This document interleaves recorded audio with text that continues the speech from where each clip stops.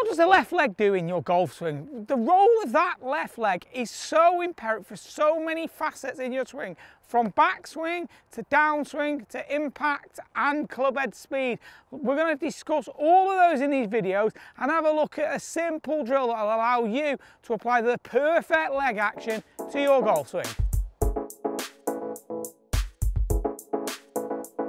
So we're having a look at the left knee and its function in the golf swing. So it has a massive role in the golf swing, not just from backswing, it is downswing, how your upper body functions, how you initiate that transition, and it has a direct correlation to where your upper body is moving in your golf swing. How you initiate that movement down will all be starting from that lower left side. So it's the stability we're going to be looking at in that knee, how that controls the angle your shoulders turn on, what this will do in terms of club head speed, path of the club, and all the roles that are associated to the movement in that knee. It is huge for your golf swing to understand how it moves, where it moves, and the stability it's going to provide you to give you more consistency in terms of strike and compression. So I see a lot of people really struggling in the golf swing because the left knee ends up collapsing inwards too much and we see too much movement in that area. So what we're talking about is when you're getting to the top of your backswing here, I see a lot of players have the left knee has come in too far in this direction. What that's done is the upper body's tilted then a little bit towards the target and all of the weight and pressure is on the inside of my left ankle. This is going to make it almost impossible to start that downswing from that lower left side, and I will have to push the hips and then back out with the upper body or start down with the upper body. There's going to be many things that I'll do wrong just due to the instability in that left knee, which is causing that left ankle to collapse. Now, we know that the downswing from 3D starts down from the ground up and that the left ankle is the first decelerator in the downswing. What we're talking about that decelerator, what the heck's that? You know, so what we're thinking is when we're getting to the top here, as the knee and the ankle move, the ankle is the first thing to slow down, which then accelerates the knee. That slows it, accelerates the pelvis. That slows it, accelerates the middle of the body. That slows, accelerates the arm, which in turn accelerates the club. So we can see there, that is your kinematic sequence. So that is where your power is coming from. So the power is all going to be associated to what you're doing in that left side. What we want to see, we want to see that knee being stable. Now, first thing to think about the stability is how much foot flare you've got. If you have a very square feet, you're probably going to be prone to having too much knee movement coming in here, and that's going to be losing your power and consistency. So find the right amount of foot flare for you. Then what we're going to be trying to do is got the knee staying over the toes of the left foot.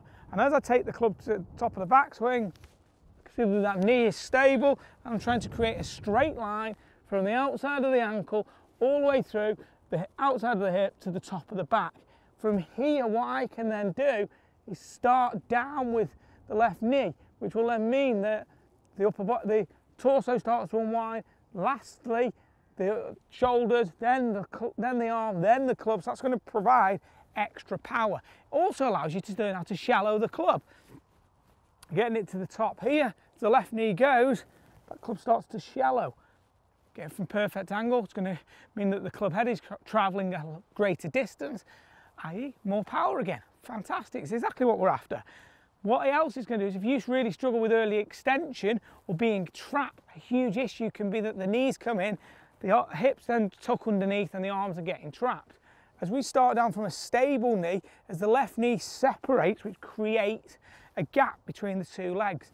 So here, left knee separates, that gap between the thighs gets bigger, then I rotate through and this closes. So what it does is this, creating this gap allows me to keep the pelvis back, which then means I can unwind and the weight moves into the left heel. So you can see there, guys, that this has got so many functions for your golf swing. This left knee stability is going to allow you to start the downswing from the ground up. You're going to be able to unwind, provide more club head speed, more power.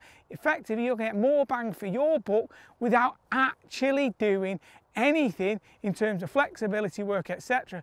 Just getting more stability, which is going to give you more speed, but also more consistency. So this has got loads and loads of benefits. What we're going to do is have a look at a really simple drill that you can apply that will allow you to get the proper feeling for the ideal left leg action in your golf swing.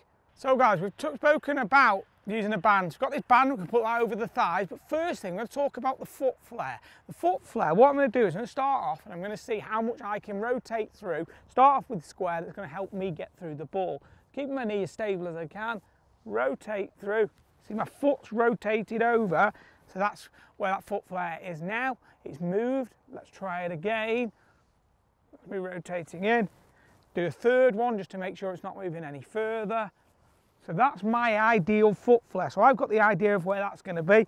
I'm going to use a visual representation of where that is so I can find that position at address. What I'm now going to do is I'm going to pop this over the legs. So what I'm going to do is use this from a stability standpoint and make sure that I work against that band in the backswing and then try and widen it in that transition. So what I've got here is found my ideal foot flare position, which we've got. Make a practice swing, feel the stability, widen it. And I'm going to just do these on half swings, so I really want to just get a feeling for it, or slow swings, whichever one works best for you. So I'm going to really work against that band going back, so feeling it now.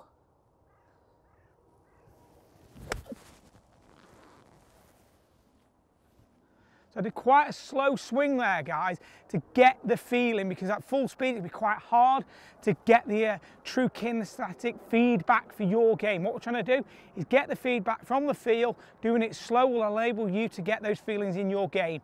If this is a drill you've really enjoyed and a video you've enjoyed, please comment below. If you haven't subscribed to this channel, please do so. Thanks a lot for watching, and talk with you again very soon.